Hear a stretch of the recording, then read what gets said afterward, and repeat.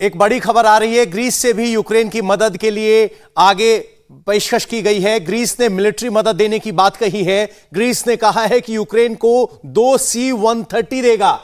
C-130 आप मनीष बताएंगे, logistics के लिए बहुत इंपॉर्टेंट है और जिन हथियारों को लाने की बात हो रही है, C-130 काम आ पाएगा? देखिए, जो मुझे समझ में आ रहा है, C-130J हरकुलिस दे या फिर C-130 ट्रांसपोर्ट एयरक्राफ्ट है और बहुत ही इंपॉर्टेंट एयरक्राफ्ट है। करीबन 40 से 50 टन तक की इसकी कैरिंग कैपेसिटी है। और ये आप इससे ये समझ लीजिए कि इस समय यूक्रेन और रशिया के बीच में चाहे वो कितने भी लॉजिस्टिक सप्लाई कर दे, चाहे रूट बॉर्डर से आए या फिर एयर एरिया से आए, एरियल तरीके से आए, लेकिन उसके बावजूद भी मुश्किल इस बात की है कि इस समय के सिनेरियो में जो अगले गोल्डन आवर से करीबन 24 से 72 घंटे यानी आने वाले 3 से 4 दिन, क्योंकि ये नहीं भूलना चाहिए कि रशिया अपने पूरे वॉर गेम के साथ उतरा है। उसको पता है कि 2 मार्च से पहले पहले उसका एयर स्पेस लॉक करना है उसको, और उससे कोई एंट्री नहीं होगी। और क्योंकि ये लंबा भी चल सकता है युद्ध, इसका खास ध्यान रखा जा रहा है। तो इसीलिए चाहे यूक्रेन की मदद करने के लिए नाटो कंट्रीज या उसके साथ जो अलाइंड कंट्रीज हैं वो आए, उनको वेपन सिस्टम दे, इक्विपमेंट दे, लेकिन उसके बावजूद भी ऑन ग्राउंड इस समय रशिया वर्सेस यूक्रेन है। मैं सवाल यही था कि क्या अब ये केवल रशिया वर्सेस यूक्रेन बचा है? जनरल मिनिस्टर,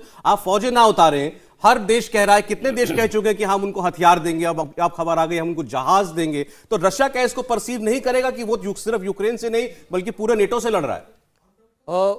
परसीव कर भी सकता है। पहली बात तो ये जो एयरक्राफ्ट है, ये मेरे को लगता है एक सिंबॉलिक अनाउंसमेंट है, क्योंकि ये वहाँ पर उड़ के लैंड नहीं कर सकता है, पूरी एयर सुप्रीमेसी है। तो ये एक सिंबॉलिक अनाउंसमेंट है, ये मोरल बूस्टिंग वाला है। और जहाँ तक अभी रशिया का सवाल है कि इनको लग रहा है, हाँ माइंड में लग रहा होगा कि पूरा नेटो इनके साथ है, लेकिन ओनली सेविंग ग्रेसेस की नेटो फिजिकली अभी ग्राउंड पे नहीं आई है। ना उन्होंने अपने हथियार वहाँ लॉन्च किए हैं, ना उन्होंने बूट्स ऑन ग्राउंड भेजे।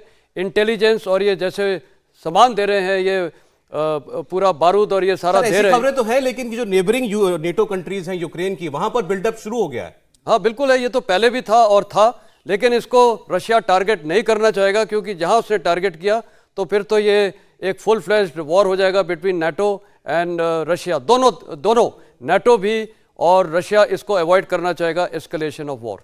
जनरल सिंह साहब, सवाल यही है, पिछले 4 दिनों में अभी तक आपका असेसमेंट क्या है? आज के दिन ये जंग जो है एस्केलेशन पर है, या जो एक बड़े थिएटर की बात हो रही थी, कई देश जंग में शामिल ना हो जाएं, वो खतरा कम हो रहा है? सबसे पहले मैं आपको बताऊं कि जो पुतिन ने ये एक्शन लिया है, बहुत सोच विचार के साथ लिया है। उन्होंने पूरी वॉर गेमिंग की हुई है, उन्होंने नेटो की असेसमेंट की है, उनकी विल पावर के ऊपर असेसमेंट किया है। और बेशक जितने मर्जी देश सपोर्ट करे यूक्रेन को और ये लॉजिस्टिक्स और बाकी हथियार एम्युनिशन देने में, रूस ने ये पूरी अपनी वॉर गेमिंग करके आगे बढ़ा रहे हैं। मैं आपको थोड़ा इतिहास में ले जाना चाहता हूँ कि 1945 में 16 से लेकर 19 अप्रैल कैप्चर ऑफ बर्लिन जब हुआ था, तो रूस की फ़ौज ने किया था। उनका 10:1 रेशो था बर्लिन के कैप्चर के लिए जर्मनी के खिलाफ। 16 से 19 अप्रैल मैंने इसलिए बताया कि 4 दिन लगे थे उस समय कैप्चर करने के लिए। और इस समय वही मैं समझ रहा हूँ कि मतलब कह रहे हैं कि रूस की फौज 10 गुना थी जर्मनी की। रूस की 10 गुना थी। अच्छा। और जर्मनी की उसमें फेडिंग पावर था, लूजिंग पावर था उसकी 10:1 इन फेवर ऑफ रूस, रशिया। अभी भी तादाद करीबन वैसे ही है रेशो। एंड चौथा दिन है आज। मैं समझता हूं कि अगले 2 दिन में कुछ और बैटल प्रोसीड होगा। एक ना लॉजिस्टिक्स पॉज आता है ऑपरेशन के दौरान, और चौथा दिन आज है। और यहाँ पे जो लॉजिस्टिक सिस्टम है, क्योंकि स्नो बाउंड डिफ़िकल्ट टेरेन है, तो रशिया को भी अपनी फ़ौज को रिप्लेनिशमेंट्स करना बहुत ज़रूरी है ऑपरेशन को आगे बढ़ाने के लिए। और मेरे को ये नहीं लग रहा इस समय कि रूस किसी प्रकार से इसको होल्ड बैक करेगा। उनको मालूम है कि ये battle of cities, battle of towns है, बैटल ऑफ नोड्स जो बोलते हैं हम अपनी फ़ौज के अंदर, उसके लिए है। और वो बहुत एक बुद्धिमान तरीके से पेश आएंगे। और मेरे को नहीं लगता कि कैप्चर करने के लिए बाकी टाउन्स वगैरह में करेंगे इतना कोशिश। कीव के लिए उनको बहुत इंपॉर्टेंट है कि उनके कमांड एंड कंट्रोल सेंटर्स, उनके कम्युनिकेशन सेंटर्स, उनके जितने हैं ये हाइड आउट्स, उनको कैप्चर करने के लिए उनको बहुत आवश्यक है, ताकि अपना पूरा एम, मिलिट्री एम जो उनका था, टू कम एंड कैप्चर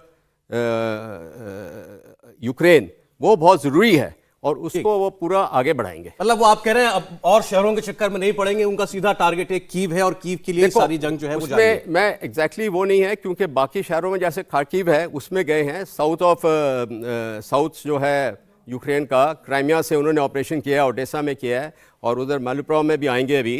हाँ, तो वो उनका ऑपरेशन चल रहा है, पर कैप्चर की बात है ना जो, वो समय लेती है और वैसे उस समय के लिए मैं समझता हूं कि सबसे पहले उनका प्रायोरिटी है कीव, बाकी वो ऑपरेशन चलता है। कैप्चर की बात है ना जो, वो समय लेती है और वैसे उस समय के लिए मैं समझता हूं कि सबसे पहले उनका प्रायोरिटी है कीव, बाकी वो ऑपरेशन चलता रहेगा। आपने दूसरे विश्व युद्ध का हवाला दिया कि उस वक्त इतनी बड़ी फौज होने के बावजूद 4 दिन लग गए थे बर्लिन पहुंचने में रूस की सेना को। आज भी तकरीबन वैसी परिस्थिति है और आज बर्लिन की जगह कीव है जहां पर पहुंचना चाहती है रूसी फौज। बहुत से लोगों को लगा था जब पहले दिन लड़ाई हुई कि दूसरे दिन तक शायद कीव तक पहुंच जाएंगे, जंग खत्म हो जाएगी, लेकिन होते होते आज चौथा दिन है और आप एक फाइट बैक देख रहे हैं यूक्रेन की सेना की तरफ से जो बड़ा स्पष्ट दिखाई दे रहा है। जनरल कटोच, आप खतरा मोल लेंगे ये असेसमेंट करने का कि कब तक कीव पहुंच सकता है रूस, या आपको लगता है यहां से रिपेल भी कर सकती है यूक्रेन की फौज रूस को? देखिए, मेरे अपने सोच विचार से जो असली लड़ाई है वो कीव की है, क्योंकि रूस का जो स्ट्रेटेजिक एम है वो है सत्ता बदलने का, कि जो भी उधर की सरकार है उसको चेंज कर दिया जाए, एक प्रो रशियन सरकार वहां पर ला दी जाए और जैसे ही वो सरकार उधर आ जाएगी मेरे अपने विचार से ये युद्ध बंद हो जाएगा। अभी देखने की बात यह है कि कीव के जो लोग हैं, कीव में जो मिलिट्री है वो कितनी देर तक वहां पर लड़ सकती है।